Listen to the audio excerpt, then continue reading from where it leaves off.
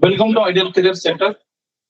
वैसे सभी लोगों को कांग्रेट्स कि आज इंडिया पाकिस्तान की मैच शुरू है, तो मैं सोच रहा था कि आज का सेशन रखें या ना रखें।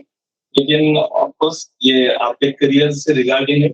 मैचेस तो हमेशा होते रहेंगे, वो लोग कमाएँगे। और आपके लिए तो यहाँ पर इस तरह के नीट के एग्ज़ाम देने हैं, उसके बाद उनके सेशन स्टार्ट हो जाएँगे।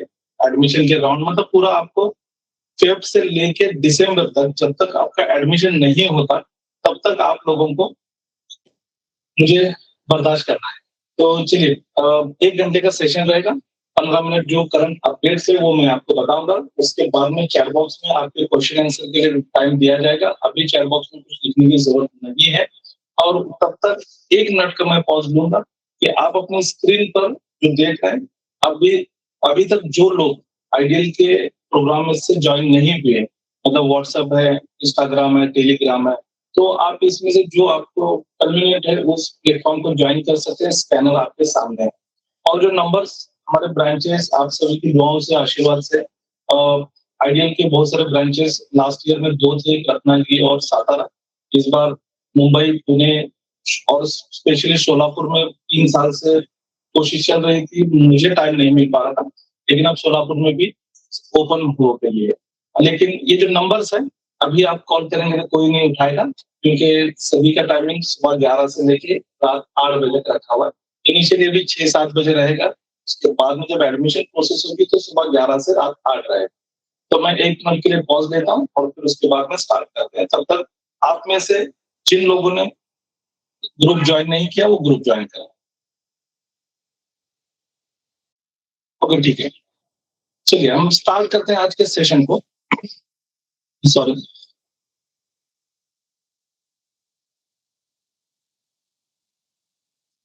सबसे पहले तो जो करंट रजिस्ट्रेशन कौन-कौन से स्टार्ट, तो देखिए नीट यूजी का एप्लीकेशन तो आप सब लोग फिल कर रहे हैं। मैंने एक रील भी बनाई थी इंस्टा पे, बहुत 1 लाख से ज़्यादा लोगों ने देखी कि जो नीट का फॉर्म सबसे पहले भरेगा उसे गवर्नमेंट कॉलेज में एडमिशन मिलेगा या फिर डीम्ड कॉलेज में फ्री में एडमिशन मिलेगा या प्राइवेट कॉलेज में कम स्कोर पे। तो जब ऐसा कुछ नहीं मिलने वाला है, तो फिर आप नीट फॉर्म फिलअप में जल्दबाज़ी क्यों कर रहे हो?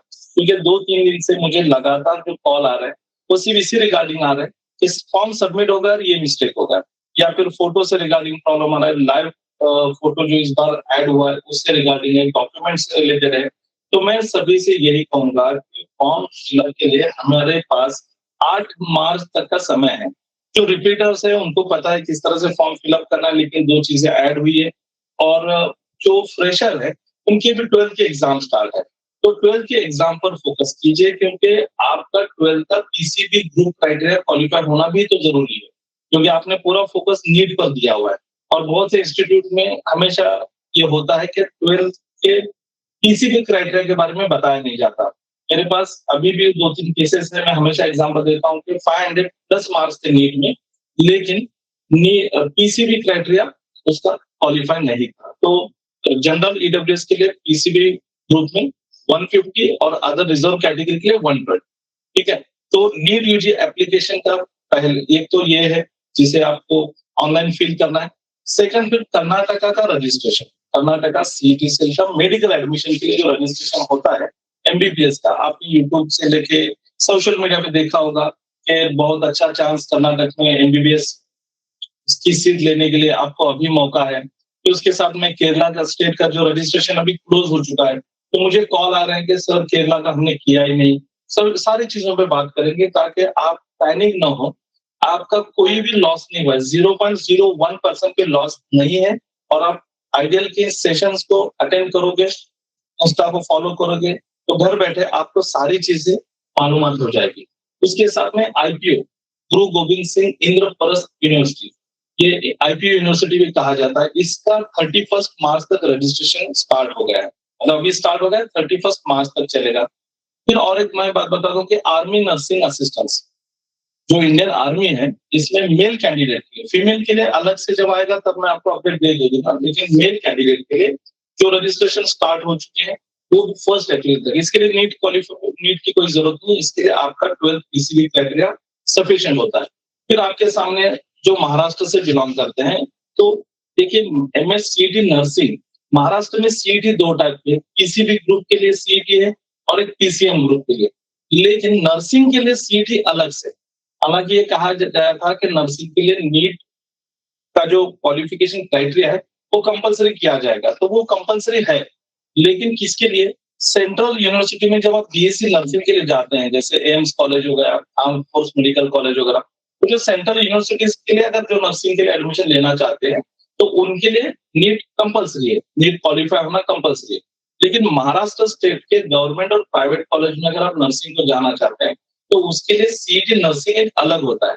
हर साल बहुत सारे कैंडिडेट मेरे पास आते हैं आफ्टर रिजल्ट, 12th के रिजल्ट के बाद में आते हैं और उस वक़्त कहते हैं कि हमें नर्सिंग करना है। तो मैंने महाराष्ट्र का सीईटी फॉर्म फिल अप किया तो नहीं किया, पता ही नहीं था। इसलिए आप सभी को कहूँगा कि जो आपके फ्रेंड्स हैं या जो भी बच्चे हैं, नर्सिंग में इंटरेस्ट रखते हैं, तो उनको बता दीजिए कि नर्सिंग का डेट एक्सटेंड हुआ है 24th ऑफ फ़ेब। आज 15 फ़ेब है, तो 9 दिन बाकी है, तो जो नर्सिंग के लिए नर्सिंग के लिए जाना चाहते हैं, वो रजिस्ट्रेशन कर सकते हैं। फिर महाराष्ट्र में अगर आपका पीसीबी ग्रुप है, आप फार्मेसी को जाना चाहते हैं, तो उसके लिए फिर आपका 20 फरवरी तक आपने रजिस्ट्रेशन करना है, ठीक है? अगर ये रजिस्ट्रेशन किस लिए करना है, क्या ज़रूरी है क्या? बहुत सारे लोगों ने पूछा कि सीईटी रजिस्ट्रेशन महाराष्ट्र का जो है, ये अगर आप पीसीबी फार्मेसी के लिए जाना चाहते हैं, तो ही कीजिए, अदरवाइज़ करने की ज़रूरत नहीं है। इनिशियल रजिस्ट्रेशन आप करके रख सकते हैं क्योंकि स्टेट काउंसलिंग में आपको फिर महाराष्ट्र स्टेट कोटा 85% में एडमिशन के लिए ईज़ी हो जाएगा। तो चलिए फिर वन बाय वन करते हैं। मैं नीट का सबसे लास्ट में लूँगा, लेकिन बाकी सबको पहले ले लेंगे। पहले कर्नाटक का रजिस्ट्रेशन। देखिए, कर्नाटक एक ऐसा राज्य है कि जहाँ पर बहुत सारे प्राइवेट मेडिकल कॉलेज है, डीम्ड यूनिवर्सिटीज़ है। अब पहली चीज़ ये कर्नाटक का जैसे हर एक स्टेट में आप एडमिशन ले सकते हैं, ओपन स्टेट में। बिहार में है, यूपी में ले सकते हैं, तेलंगाना, आंध्रा। फिर इन लोगों का रजिस्ट्रेशन स्टार्ट नहीं है, तो कर्नाटक का क्यों स्टार्ट है? तो सिंपल चीज़ है, कर्नाटका में एक सीईटी से जो सीईटी से कर्नाटका एग्जामिनेशन अथॉरिटी, वहाँ की सीईटी से। तो वहाँ के बच्चों के लिए ये रजिस्ट्रेशन कंपल्सरी होता है। फिर कुछ एक 15% एक कोटा है प्राइवेट कॉलेज में कि अदर स्टेट के बच्चे भी आ सकते हैं। तो फिर अदर स्टेट के बच्चे अगर जाना चाहते हैं कर्नाटक में प्राइवेट कॉलेज, फिर से मैं इसको फोर्स कर रहा हूँ प्राइवेट कॉलेज, क्योंकि गवर्नमेंट कॉलेज में अगर आपको एडमिशन लेना है तो ऑल इंडिया कोटा से जाओगे, आपको ये रजिस्ट्रेशन करने की जरूरत नहीं है। लेकिन प्राइवेट कॉलेज फिर वो एमबीबीएस का हो, बीडीएस का हो और बीएमएस का है, और आपका डोमिसाइल कर्नाटक का नहीं है, तो फिर आप ये रजिस्ट्रेशन कर सकते हैं। लेकिन इसके लिए भी आपको अभी टाइम वेस्ट करने की जरूरत नहीं है। करना चाहें तो कर सकते हैं। हमारे जो पेड काउंसलिंग में जितने भी लोग आ रहे हैं, उनको हम पूछते हैं, अगर करना है तो हमारी टीम, एक्सपर्ट टीम जो है वो करा देती है। लेकिन अगर आप सिर्फ काउंसलिंग सिर्फ गाइडेंस लेना चाहते हैं और इसलिए जुड़े हैं आइडियल से, तो आपको मैं यही सजेशन दूंगा कि अभी अगर आपके पास टाइम है तो कीजिए, अदरवाइज इसके बाद में 5 बार ये पोर्टल ओपन होता है। लेकिन एक बात ध्यान में रखिए कि ये रजिस्ट्रेशन सिर्फ करना है आपको एग्जाम नहीं देनी, क्योंकि जो एग्जाम जो है वो वहां के बच्चों के लिए होगी। तो कर्नाटक से रिगार्डिंग ये होगा। अब बात है केरला, तो केरला में ठीक है, क्वेश्चन आंसर के लिए बाद में चैट बॉक्स में ओपन करूंगा, तब क्वेश्चन लिखिए, अभी मत लिखिए। केरला का रजिस्ट्रेशन अब क्लोज हो चुका है। अब देखिए, केरला का रजिस्ट्रेशन बहुत सारे लोगों ने किया और बहुत सारे लोगों ने मिस कर दिया कि सर हमने केरला का रजिस्ट्रेशन मिस कर दिया, अब क्या होगा सर, केरला का बजट सबसे कम है।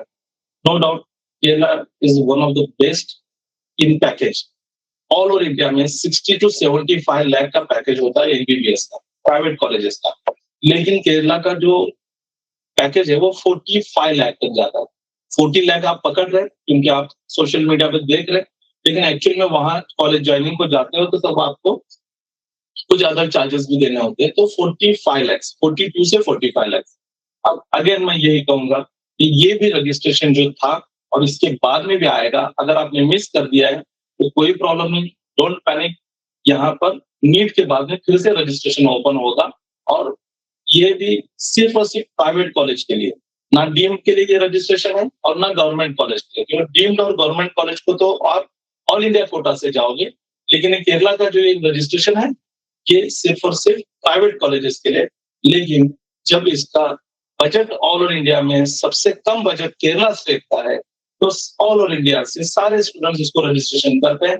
कंपटीशन तगड़ा होता है और कट ऑफ जो है ज्यादा होता है। महाराष्ट्र के स्टूडेंट को मैं यही कहूँगा कि अगर आपको महाराष्ट्र में एडमिशन नहीं मिलता है, तो आप फिर अदर स्टेट का ऑप्शन ढूँढते हो, तो फिर उसमें केरला भी आता है। लेकिन जब आपको महाराष्ट्र में नहीं मिलेगा, तो केरला में भी नहीं मिलेगा। क्योंकि महाराष्ट्र का जहाँ कट ऑफ लास्ट ईयर 471 था, तो यहाँ 485 था। उसके पहले 2024 में महाराष्ट्र का कट ऑफ 595 था, तो केरला का कट ऑफ 604 था।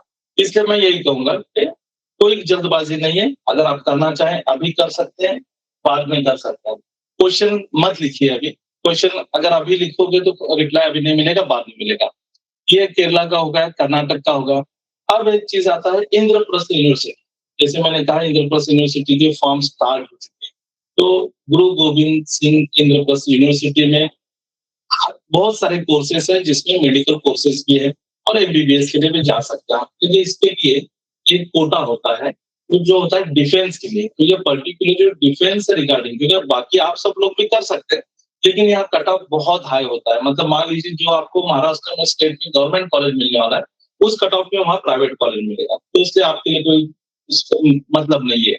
लेकिन जो डिफेंस में है, फिर आप आर्मी से हो, नेवी से हो, किसी भी आप एयरफोर्स से हो, तो तीनों डिफेंस में से अगर आप डिफेंस में बिलोंग करते हैं, आपके पेरेंट्स मतलब मदर फादर जो भी है, तो उनके अवार्ड्स के लिए उसके साथ में जो रिवार्ड्स अवार्ड्स मिलते हैं, जैसे पद्मश्री या फिर पद्म भूषण, या फिर उसके साथ में आर्म फोर्स में जो रिवार्ड्स होते हैं, परमवीर चक्र, कीर्ति चक्र वगैरह, तो इसके लिए भी यहाँ पर कोटा होता है। तो ऐसे जो बिलोंग्स करते हैं उनके लिए ये आईपीओ का रजिस्ट्रेशन है, आप जो चाहे कर सकते हैं। लेकिन इसमें डॉक्यूमेंटेशन थोड़े से अलग होते हैं, तो उससे जो अपने अलग से जो पेड काउंसलिंग के सेशन होते हैं, तो उसमें हम इस चीज को बता देंगे। फिर नर्सिंग का जैसे मैंने कहा महाराष्ट्र नर्सिंग, तो 24 फरवरी तक इसका रजिस्ट्रेशन आप कर सकते हैं जिसको नर्सिंग में जाना है। ठीक है, अब बात आती है नीट की। तो नीट का फॉर्म फिलअप तो आप सब लोगों ने किया होगा या फिर कर रहे होंगे। तो प्रॉब्लम्स कहाँ पर आ रहे हैं हम सब उसी पर बात करेंगे। सबसे पहले चीज तो फीस 1700 रुपए जनरल कैटेगरी के लिए, 1600 बाकी रिजर्व कैटेगरी के लिए। अब आउट ऑफ इंडिया अगर आप दे रहे हैं तो 9500 रुपये आता है। अब इसमें दो चीजें आती हैं। अगर आपका 10th-12th इंडिया से नहीं हुआ है, लेकिन आपका सिटीजनशिप इंडिया का है, तो आपको वहाँ एनआरआई सिलेक्ट करने की जरूरत नहीं है। कैटेगरी में आप इंडियन लिखोगे, फॉर्म फिलअप करोगे, लेकिन आप अगर अब्रॉड में देना चाहते हो नीट के एग्जाम, तो 9500 रुपये भर के दोगे। लेकिन आप 10th-12th भी इंडिया से नहीं हुए और अब सिटीजनशिप भी आपका इंडिया का नहीं है, या फिर कैंडिडेट खुद एनआरआई है और एनआरआई से एडमिशन लेना है, तो फिर एनआरआई को सिलेक्ट कर सकते हैं। फिर उसका एक डॉक्यूमेंट होता है, वो वहां के एम्बेसी से आपने ऑथराइज डॉक्यूमेंट लेना है और वो सबमिट करना है। अब इसमें रिक्वायर्ड डॉक्यूमेंट्स का बहुत सारा, ये देखिए रिक्वायर्ड डॉक्यूमेंट्स का मैं आपको एक बता देता हूँ। यहाँ रजिस्ट्रेशन से लेके एडमिशन तक आपको जितने डॉक्यूमेंट्स लगने हैं, लेफ्ट साइड में इंग्लिश में है और राइट साइड में मराठी में है। क्योंकि महाराष्ट्र से बिलोंग करता हूँ मैं और मेरे काउंसलिंग में 60-70% महाराष्ट्र के स्टूडेंट्स होते हैं, इसलिए मराठी में भी बनाना पड़ता है। तो आप इसका स्क्रीनशॉट ले सकते हैं। ये डॉक्यूमेंट जो लगने वाले हैं ये अभी नहीं लगेंगे। इसमें से सिर्फ 5 से 6 डॉक्यूमेंट आपको अभी लगेंगे, बाकी सारे डॉक्यूमेंट्स आपको बाद में लगेंगे। क्योंकि अभी जो आप रजिस्ट्रेशन कर रहे हो नीट एग्जाम के लिए कर रहे हो, इसका जो स्कोर कार्ड आएगा उस पे आपकी कैटेगरी लिखी होगी और वो कैटेगरी आपको काम आएगी सेंट्रल एडमिशन में, सेंट्रल यूनिवर्सिटीज या ऑल इंडिया कोटा। लेकिन स्टेट कोटा के लिए आप जुलाई में, महाराष्ट्र का रजिस्ट्रेशन है, अदर स्टेट के जो रजिस्ट्रेशन है ये जुलाई में स्टार्ट होता है, तब आपको आप अपनी कैटेगरी बदल सकते हैं, जो चाहे वो कर सकते हैं। इसलिए बाकी डॉक्यूमेंट्स आप 1 अप्रैल के बाद बनाइए। अभी जो आपको डॉक्यूमेंट लगने हैं वो सिर्फ इतने हैं, सिर्फ 6 डॉक्यूमेंट। अब इसमें जिन लोगों ने भरा है ठीक है, लेकिन इसको शॉर्ट में हम निपटाते हैं। पहली चीज है रिसेंट पासपोर्ट साइज फोटोग्राफ जो है व्हाइट बैकग्राउंड वाला होना चाहिए। अब ये मैंने जानबूझकर 2024 वाला फोटो सिलेक्ट किया है। तो ये आपके लिए नाम और डेट जरूरी है क्या? तो नहीं। नाम डेट होगा तो भी चलेगा, नहीं होगा तो भी चलेगा। जो रिक्वायरमेंट्स है, आपके कान दिखने चाहिए। टोटल जो फोटो आपका रहेगा उसमें 80% आपका फेस होना चाहिए और बाकी 20% आपकी बॉडी। बहुत जगह ये इसमें मिसमैच हो जाता है। ये 80% चाहिए, फिर आप चश्मा पहनते हैं मेरी तरह, तो आप पहनकर निकाल सकते हैं, बगैर पहने निकाल सकते हैं, मास्क वगैरह नहीं चलेगा। ये सिंपल है, टी-शर्ट कलरफुल रहेगा, फ़ोटो ब्लैक एंड व्हाइट भी चलेगा, कलर भी चलेगा। नीचे अब देखिए जो लास्ट ईयर के स्टूडेंट्स हैं, अब वो कह रहे हैं सर मेरा लास्ट ईयर का फ़ोटो आपके पास है वही जोड़ दीजिए। तो ठीक है, मैंने उससे कहा लास्ट ईयर का फ़ोटो है लेकिन उसपे डेट लिखी हुई है, तो या तो मुझे डेट चेंज करके फिर उसका अपलोड करना होगा या फिर डेट कट करके। तो दोनों सूरत में बहुत सारे चेंजेस अगर हुए होंगे तो नया फ़ोटो निकाल सकते हैं। फ्रेशर के लिए तो नया निकालना पड़ेगा। सिग्नेचर शुड बी सेकंड है आपकी सिग्नेचर। बस ये सिग्नेचर आपकी जैसी है व्हाइट पेज पे करनी है और उसको अपलोड करना है। हर एक का साइज़ दिया हुआ है, 10 केबी से 200 केबी। तो जो पेड काउंसलिंग में जो है उनसे हम जब डॉक्यूमेंट मंगवा रहे हैं तो 30 एमबी 40 एमबी की फाइल भेज रहे हैं। इतनी बड़ी फाइल्स की ज़रूरत ही नहीं है। आप उसे वहीं पर किसी भी ऐप के थ्रू बहुत सारे कैम स्कैनर वगैरह ऐप होते हैं, उससे आप रिज़ॉल्यूशन उसका कम करके आपकी रिक्वायरमेंट 10 से 200 केबी के बीच है। सिग्नेचर 100 केबी तक चलेगा, लेकिन फ़ोटो जो है आपका 200 केबी के अंदर का। ठीक है, फ़ोटो को हम एडजस्ट कर लेंगे। फिर आपके लेफ्ट एंड राइट हैंड के थंब इम्प्रेशन। तो इसमें 2-3 लोगों ने अभी हँसी की बात है कि सिर्फ़ अंगूठा थंब इम्प्रेशन कहा तो सिर्फ़ एक अंगूठे को इंक लगाया, उसको पेस्ट किया और उसको फ़ोटो भेजा। ऐसा नहीं चलेगा। आपके 10 के 10 उँगलियों के निशान चाहिए, इम्प्रेशन चाहिए, तो 10 के 10 उँगलियों का आप स्याही लगाइए और पेज पर एक व्हाइट पेज पर अच्छे से उसको प्रिंट कराइए और उसका फ़ोटो भेज दीजिए, हो गया काम। तो इतने हर साल होता है और इस साल अभी तक वेट कर रहे थे और आज ही वो हो गया। अब अगर वो कैंडिडेट भी होगा यहाँ पर तो सॉरी मैं आपका नाम नहीं ले रहा हूँ, लेकिन जो कैमरे से अपनी उँगलियों का फ़ोटो भेजा है। तो ऐसा नहीं है, आपको भी बता दूँ कि थंब इम्प्रेशन लगेगा।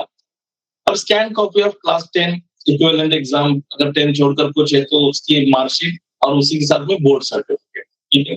और फिर उसके बाद में एड्रेस प्रूफ, तो ऑब्वियसली हम आधार कार्ड को जोड़ते हैं एड्रेस प्रूफ। अब एडिशनल रिक्वायरमेंट क्या रहेगी? एक scan copy of central category certificate EWS से बिलॉन्ग करते हैं या ओबीसी से, एससी, एसटी जिस कैटेगरी से भी आप बिलॉन्ग करते हो, तो आपको वो सर्टिफिकेट अगर आपको कैटेगरी लिखना है तो सर्टिफिकेट लगेगा। अगर सर्टिफिकेट नहीं होगा तो उसको अप्लाई कीजिए, अप्लाई की रिसीट लगेगी, चल जाएगी। लेकिन सेंट्रल का सर्टिफिकेट अब फ़ोन जो आ रहे हैं उसमें बहुत सारे लोगों ने स्टेट का सर्टिफिकेट जोड़ा है। वो इसलिए जोड़ा कि लास्ट ईयर भी चल गया था। देखिए, लास्ट ईयर चल गया ये ठीक है, लेकिन एनटीए नेशनल टेस्टिंग एजेंसी और हमने उसको नेशनल तमाशा एजेंसी में नाम रखा है कि उनका मूड पर डिपेंड करता है कि कब क्या करेंगे। अगर उन्होंने रिजेक्ट कर दिया तो मुश्किल आ जाएगी। तो इसलिए अच्छा है कि सेंट्रल का सर्टिफिकेट जोड़िए, नहीं है तो अप्लाई कीजिए और उसके बाद में भी अगर आप स्टेट का जोड़ना चाहते हैं तो आपकी मर्ज़ी। फिर उस मैं ये नहीं कहूँगा कि आपका अप्रूव होगा। लास्ट ईयर हुआ इसलिए इस साल होगा ऐसा कोई ज़रूरी नहीं है। Scan copy of identity proof. अब आइडेंटिटी प्रूफ की कॉपी कब लगेगी कि अगर अपने आधार छोड़कर अगर कोई पासपोर्ट वगैरह आइडेंटिटी प्रूफ लिया है तो अदर कॉपी लगेगी, अदरवाइज आपके आधार ऑलरेडी जोड़ा है तो फिर उसके लिए जरूरत नहीं है। अब scan copy of NRI OCI foreigner student certificate documentary proof for candidates with nationality other than Indian. अगर आपकी नेशनलिटी इंडिया की नहीं है तो आपको ये लगेगा। अब इसमें एक चीज जो कॉमन मिस्टेक हो रही है सब लोगों से, उसको मैं ये बता दूं कि आपको सेंटर का सर्टिफिकेट जोड़ना है या फिर उसकी रिसीट जोड़, ठीक है? जब आप इसमें कोड की बात आती है कि कौन सा कोड सिलेक्ट करना है तो सिंपल है, जो फ्रेशर्स है उनको एक ही कोड आता है नंबर 1 और बाकी सारे लोगों के लिए फिर बहुत सारे कोड है 2 3 4 5 6, कोई टेंशन नहीं लेना है। सिर्फ 2 ही कोड याद रखने हैं, फ्रेशर के लिए 1 और अदर रिपीटर्स के लिए 2। जो फ्रेशर नहीं है उसके लिए 2 कोड को इस्तेमाल करना है। और जो कॉमन मिस्टेक की जो मैं बात कर रहा था वो ये थी कि आपने ये कैटेगरी सर्टिफिकेट जोड़ दिया, सब कुछ कर दिया, आइडेंटिटी प्रूफ का। जब आपका एग्जाम सेंटर सिलेक्ट करना है, तो आपके 2 एड्रेस है। एक तो करंट एड्रेस और एक है परमानेंट एड्रेस। अब करंट एड्रेस जो आपका रहेगा और परमानेंट एड्रेस सेम अगर होंगे, तो कोई दिक्कत नहीं, उसी डिस्ट्रिक्ट का एग्जाम सेंटर आपको आएगा। लेकिन अभी मान लीजिए आप मुंबई से बिलॉन्ग करते हैं और आप कोटा राजस्थान में हैं या फिर दिल्ली में हैं, कोटा राजस्थान में है और आप एग्जाम वहां देना चाहते हैं क्योंकि करंट एड्रेस आपका उधर का है, तो आपको उसके लिए क्या करना पड़ेगा, एक ही पीडीएफ में परमानेंट एड्रेस का प्रूफ मतलब आपका आधार कार्ड और करंट एड्रेस का प्रूफ मतलब जो जिस एकेडमी में उसके लेटर पैड भी ले सकते हैं या फिर आपका जो वहाँ का इंस्टीट्यूट का आई कार्ड है, जिसपे राजस्थान कोटा का एड्रेस लिखा हुआ है। ये दोनों एक ही पीडीएफ में मर्ज करके उस पीडीएफ को आपने अपलोड करना है, ताकि आपका सेंडर मिसमैच ना हो। ठीक है? ये चीज़ है। इससे रिगार्डिंग जो क्वेश्चन्स होंगे चैट बॉक्स में हम लेंगे, डोंट वरी। अब बात क्या आ रहा है कि लाइव फोटो, अब वो ये चीज़ पहले नहीं थी। अच्छा, पहले क्या था कि सिर्फ़ एक पासपोर्ट साइज़ फोटो और पोस्ट कार्ड साइज़ बड़ा फोटो 2 रिक्वायरमेंट थे। इस साल post card size photo required नहीं है, सिर्फ़ पासपोर्ट साइज़। लेकिन पोस्ट कार्ड साइज़ का फोटो भी आप बनवा लीजिए, क्योंकि आपको बाद में एडमिट कार्ड के लिए वो रिक्वायर्ड रहेगा। अब फोटो के साथ में एक नया सिस्टम शुरू हुआ है लाइव फोटो का। अब लाइव फोटो में क्या है कि आप फॉर्म फिल अप कर रहे हो, तो उसके बाद में जब लाइव फोटो का स्टेप आएगा, तो वहां पर आपका वेबकैम रहेगा, आपका लाइव फोटो कैप्चर हो जाएगा और आप उसको सबमिट करके आगे बढ़ सकते हैं। लेकिन प्रॉब्लम यहीं पे आ रहा है कि लाइव फोटो में बहुत ही प्रॉब्लम हो रहे हैं। एक तो पहली बार टेक्नोलॉजी यूज की गई है इस तरह की। दूसरी बात है कि जब फोटो लाइव फोटो में वेबकैम की क्वालिटी किस तरह से अच्छी है, नहीं है, अब लाइट इफेक्ट है या नहीं है, ये सारी चीज़ों पर सर्कमस्टेंसेस पे डिपेंड करता है कि वो एक्सेप्ट नहीं कर पाता। तो अलग-अलग एंगल से 8-10 बार ट्राई कीजिए। नहीं होता है तो आपको दूसरा ऑप्शन वहाँ पर दिया गया है, क्यूआर कोड दिया हुआ है। आप क्यूआर कोड अपने मोबाइल से स्कैन करोगे, फिर अपनी सेल्फी निकालोगे। अच्छे से सेल्फी निकाल सकते हैं या फिर किसी दूसरे से भी फोटो निकलवा सकते हैं, और वो जैसे आप करते हैं, तो यहाँ पर क्यूआर कोड पर वो दिख जाता है और उसे अपलोड करना है। लेकिन वो भी नहीं हो रहा। क्यों नहीं हो रहा कि या तो मोबाइल अच्छे कैमरे क्वालिटी की नहीं है, या फिर प्रॉब्लम आ रहा है। तो इस ये देखिए, तो एक तो आप ट्राई कीजिए, या फिर लैपटॉप से कीजिए, क्योंकि लैपटॉप पे भी वेबकैम होता है। या फिर लैपटॉप नहीं है आपके पास, तो किसी भी साइबर कैफे में जाइए, उनके पास उनका डेली का काम होता है, तो वो आपको करा देंगे। अगर वो भी नहीं होता है, तो आपने क्या करना है, मिसमैच हो रहा है तो आगे बढ़ जाना है उसको स्किप करके। फिर एक फॉर्म डाउनलोड आपका हो जाएगा, जिसमें आपने अभी जो लाइव कैमरे से फोटो उसमें जो जुड़ा है, वो मिसमैच हो रहा है, तो वो रहेगा। और उसके साथ में आपके यहाँ पर एक फॉर्म आएगा, उसको आपने प्रिंट करना है, और प्रिंट कराकर आपके जो भी जहाँ से आपकी 12th हुई है या फिर 10th हुई है, वहाँ के हेडमास्टर से या 12th के प्रिंसिपल से या फिर किसी भी क्लास 1 गैजेटेड ऑफिसर से इस पर साइन स्टैम्प लेना है, और इसको अपने साथ इसको अपलोड करना है। एकदम सिंपल, इससे आपका फोटो मिसमैच का प्रॉब्लम इससे सॉल्व हो जाएगा। अब देखिए, मैं बार-बार क्यों कहता हूँ कि गड़बड़ मत कीजिए, क्योंकि करेक्शन विंडो, देखिए ये लास्ट ईयर का करेक्शन विंडो है। अब इस साल भी इसी तरह करेक्शन विंडो आएगा। तो लोग कहते हैं कि सर, अगर करेक्शन हम बाद में क्या-क्या कर सकते हैं? तो देखिए, candidate shall be allowed to change any one of these 2 fields. मतलब ये अगर फादर का name and qualification, mother name and qualification, ये दोनों में से एक का ही चेंज कर सकते हो। तो मोस्टली आप फादर का चेंज करोगे अगर कुछ मिसमैच है या फिर एडिट करना है। उसके बाद में candidate shall be allowed to change at all the following fields. ये फील्ड्स मतलब आपका एजुकेशनल क्वालिफिकेशन डिटेल, जो भी 10th और 12th का आपने जोड़ा है, अगर उसमें कुछ करेक्शन करना है तो आप कर सकते हैं। ये करेक्शन कब, करेक्शन विंडो सिर्फ 2 दिन के लिए ओपन होगी, 12 मार्च को। तो उस पर स्टेट ऑफ एलिजिबिलिटी जो भी आपकी है, कैटेगरी मतलब स्टेट ऑफ एलिजिबिलिटी, आप महाराष्ट्र से बिलोंग कर रहे हैं, गुजरात से, जिस स्टेट से बिलोंग करते हैं। फिर कैटेगरी मतलब आपने ओबीसी को सिलेक्ट किया था, अब आपको पता चला कि मेरा ओबीसी सर्टिफिकेट नहीं बनने वाला सेंटर का, तो ठीक है, आप कैटेगरी चेंज करके वहां पर जनरल कर सकते हैं।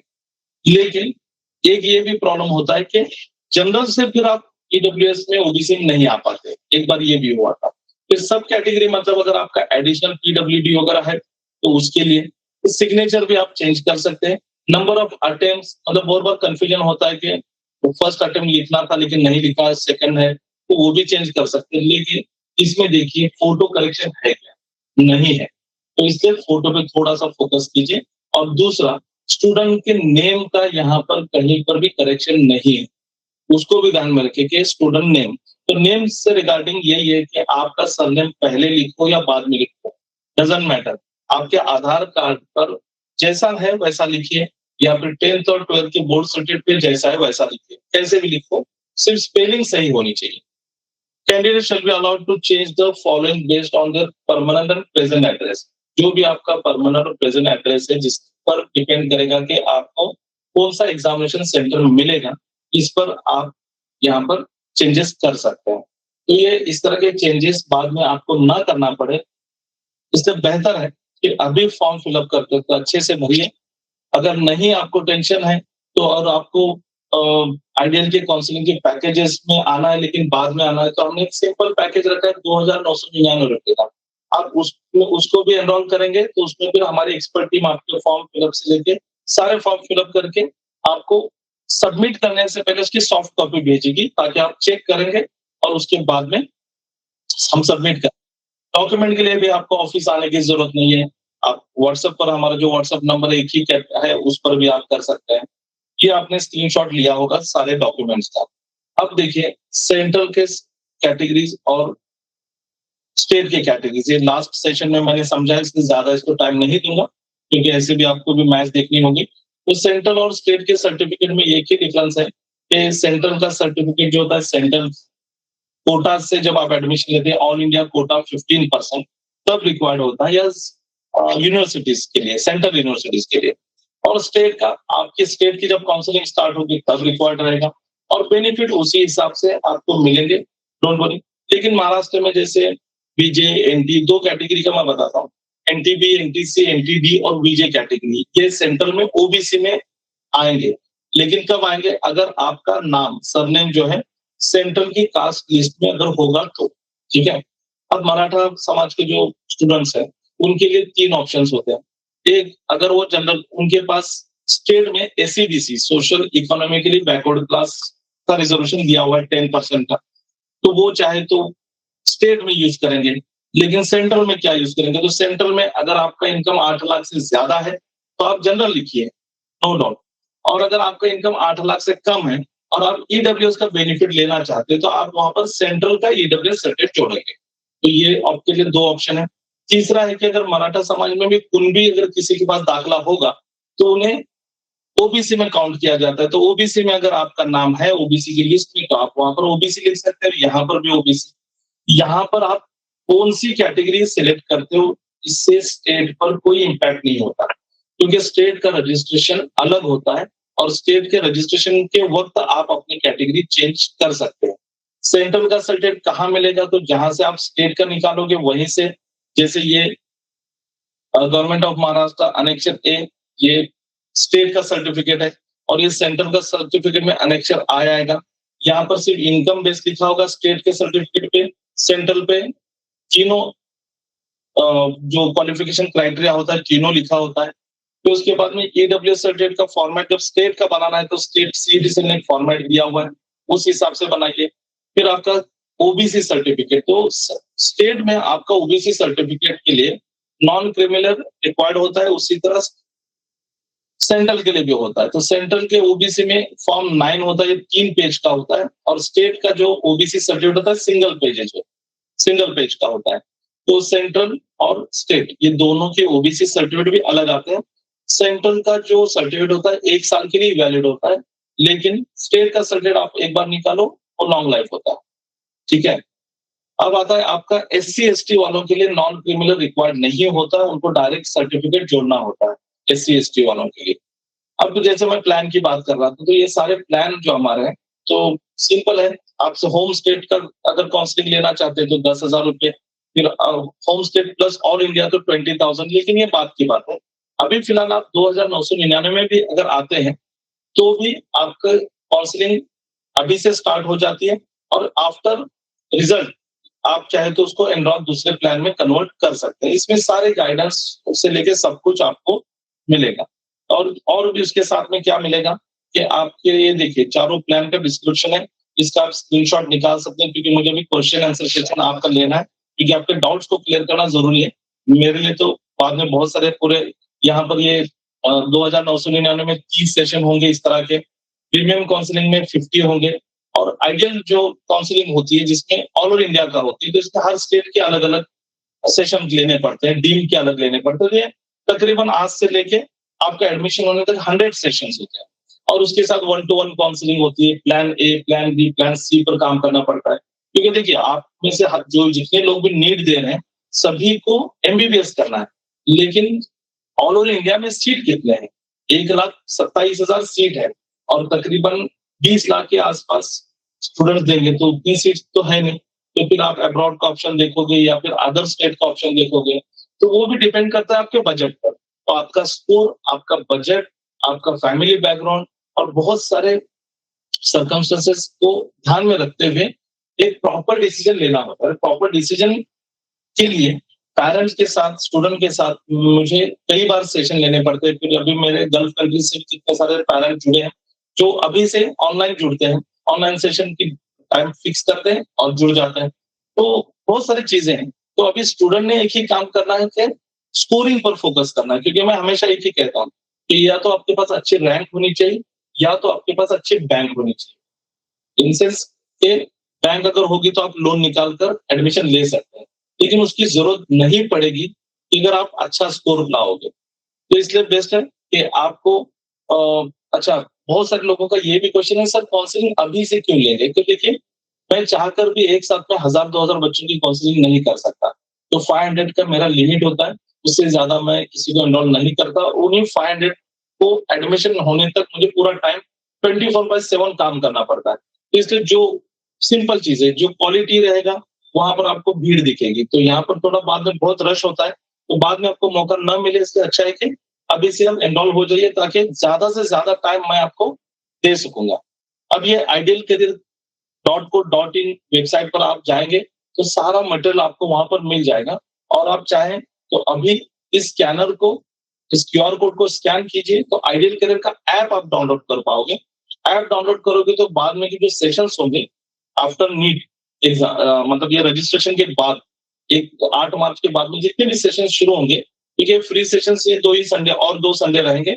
इसके बाद में सीधा रहता है 2999 के सेशंस अलग होंगे, होम स्टेट वालों के अलग, और आइडियल काउंसलिंग प्लान के अलग सेशंस होते हैं।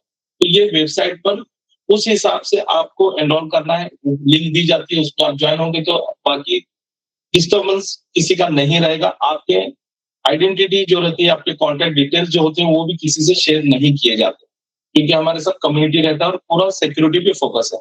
तो आप जब वेबसाइट पे ये, आप चाहे तो इसको स्क्रीनशॉट निकालिए, बाद में स्कैन कीजिए, या फिर अभी भी स्कैन करके प्ले स्टोर से आइडियल करियर का ऐप डाउनलोड कर सकते हैं। ये वेबसाइट है, वेबसाइट पे आपको बहुत सारे क्विज़ेज़, जैसे आप पढ़ाई से बोर हो रहे हैं, रोज़-रोज़ जो रिपीटर्स है उनका ये प्रॉब्लम होता है, लेकिन फ्रेशर के लिए भी प्रॉब्लम होता है कभी-कभी, पढ़ाई को दिल नहीं कर रहा। तो ऐसे होता है, फ्री क्विज़ेज़ हैं, 10-10 मिनट के क्विज़ेज़ होते हैं। आप देखिए, ये 2 सेकंड पे भी लास्ट का स्क्रीनशॉट है। तो यहाँ पर जाके अभी 10 मिनट आप क्विज़ के आंसर दीजिए, आप भी एनर्जाइज़ हो जाते हैं, रिफ्रेश हो जाते हो, और आपको भी पता चलता है कि आपका भी आईक्यू लेवल कितना अच्छा है, स्ट्रॉन्ग है।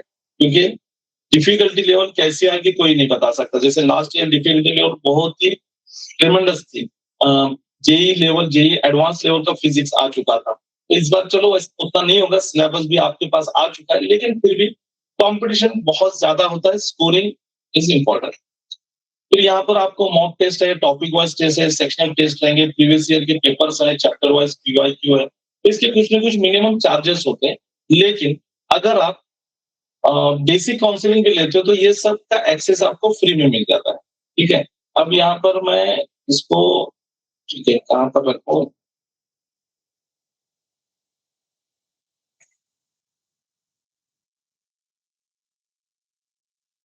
ओके, यहीं पे रख देता हूँ। तो फिर से एक बार आपको कह दूं कि रत्नागिरी और हमारी सातारा की ब्रांच ऑलरेडी चल रही है।